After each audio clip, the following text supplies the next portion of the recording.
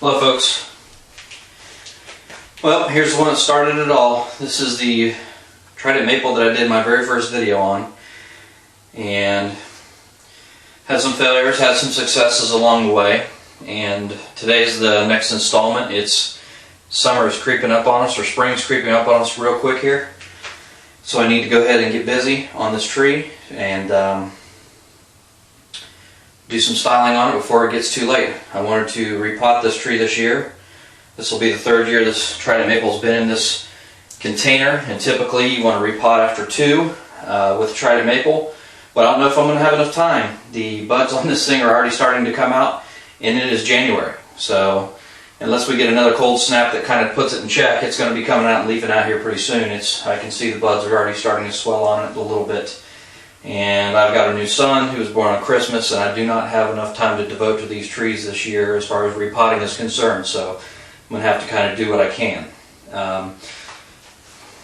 Just a brief overview, the video that you saw before, this is the new leader that we've selected. I had to actually cut it off to get it into here because it was way too tall to come in here, and I'm actually going to bring this back.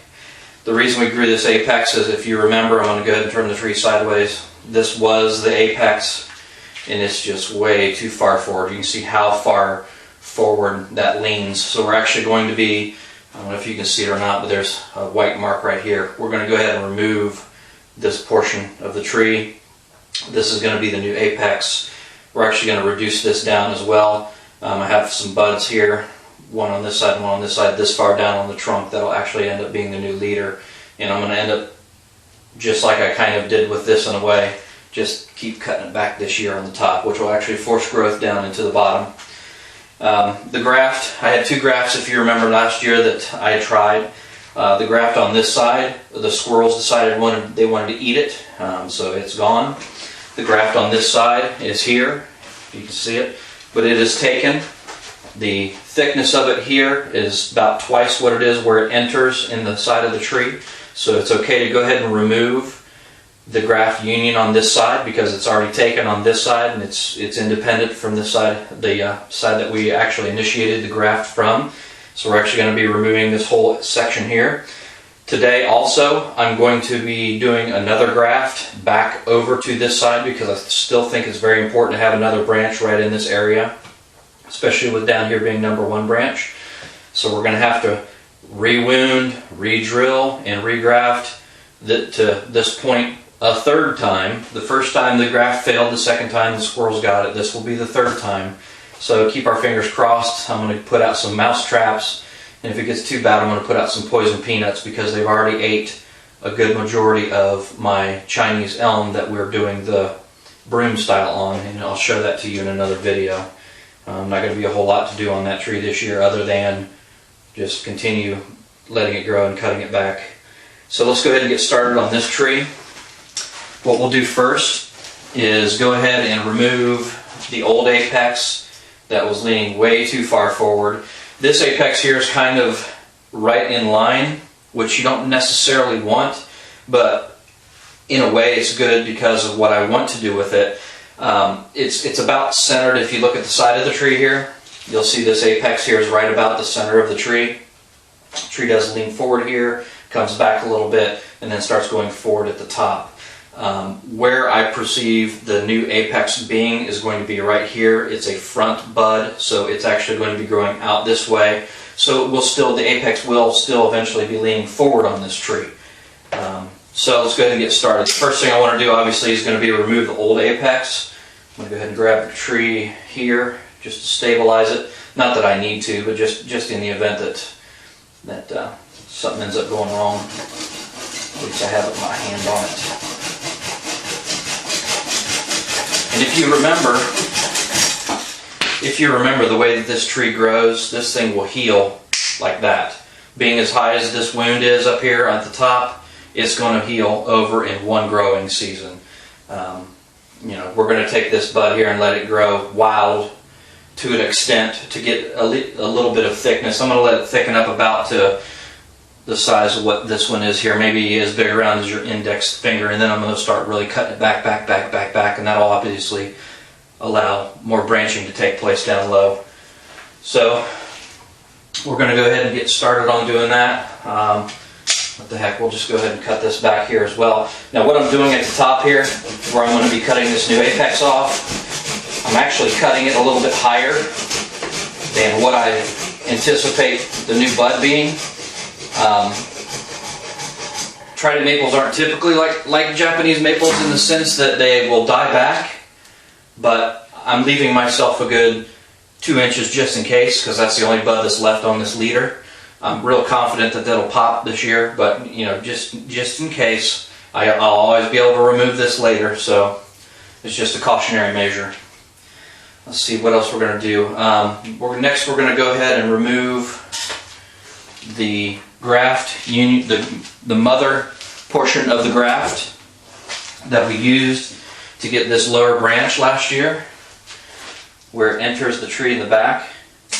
I'm going to go ahead and cut that away, and matter of fact, this whole branch is way too large for where it is on the tree.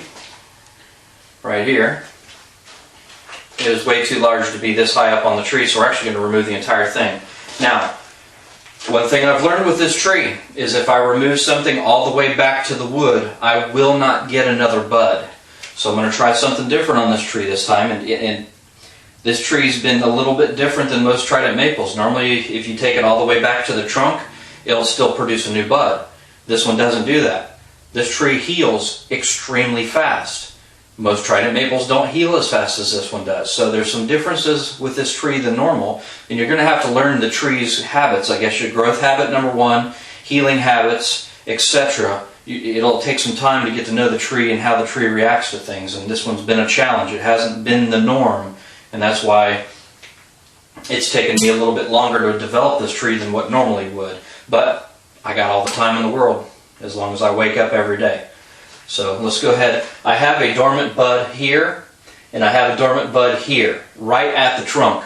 So I think that if I bring this back to the trunk, this dormant bud right here will come back, or will come out, and that's going to create a back branch for me here. So I got to be very, very careful. I'm going to have to actually sneak up on that wound. So I'm going to start back out farther from where you normally would. Normally you'll just come up here and bam, take it right there. I'm not going to actually do that with this one. I'm going to come here, and I'm going to come out a good inch or so from where I'm cutting it, and then I'm going to sneak up on it. That way I can make sure that I don't accidentally cut that dormant bud. Because if I do, there is no other bud there, and chances are I might not get another one with the way that this tree grows. So I'm going to go ahead and sneak up on it.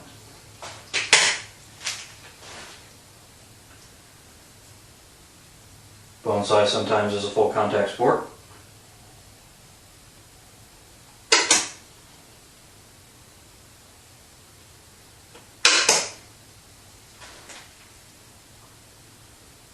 Alright, I think that's got it. Now, this graft down here, as you can see, it's looking a little funky. It comes out and then takes a big giant curve to the back, and then it goes out into the stratosphere. I got one of two choices I can do on this tree. Since I'm going to continue to try to let this grow freely in order to get thickening happening, I could rewire this tree, or I'm sorry, this branch, but I don't think that it's going to be prohibitive. It might be. I have an option which I've been considering, and there's this branch way back here. I'd like to, if I can, keep both of them on here, but this back one could serve eventually, or even now, as a new leader for this branch. I think what I'm going to attempt to do, since I have some fairly thick wire, is I'm going to attempt to rewire this branch into position. I've got a lot of growth here, and it's got just it's not split at the end, it's just got a single end. So I think if I can keep this portion this year, it's going to continue to grow, especially if I keep this compact here on the top. It didn't grow a whole lot last year because we were trying to develop a new apex, and these things being apically dominant, all the energy was going towards producing a new leader, because these things just want to shoot up to the sky. So by doing this, and by letting this grow out and then keeping this cut back really compact at the top here, it's going to transfer the energy down lower. This branch here is not necessary, so we're going to go ahead and remove it.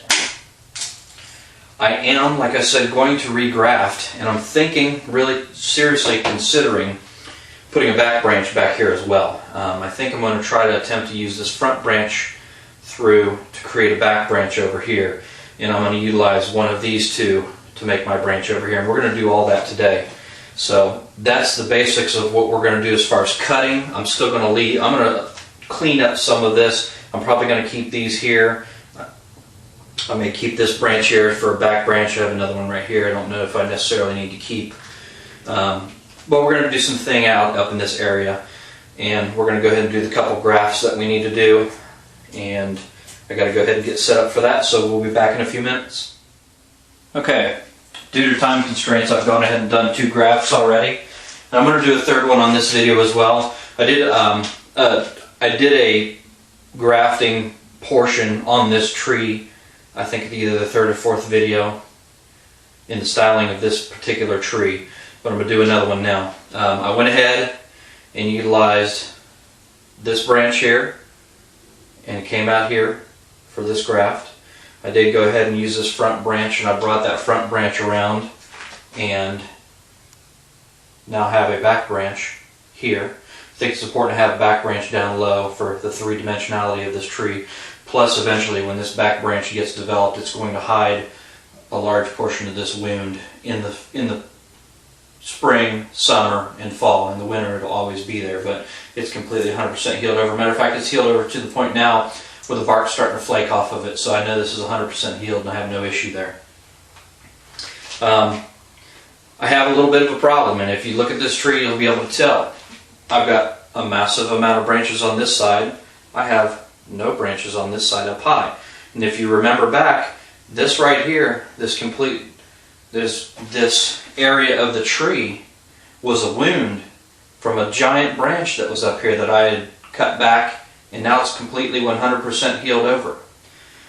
Now, I do have a few buds back here in the back side, but those are going to be more for a back branch. I'm thinking of putting a side branch over here and utilizing this width to do it. So that's what I'm going to do here, is we're going to go ahead and figure out where we want this branch to be located. 1, 2, 3. I'm thinking somewhere right about here. I'm going to go ahead and mark the area that I want the branch to be in.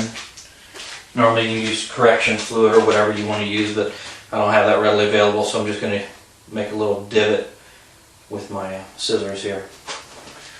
Let's take a look here.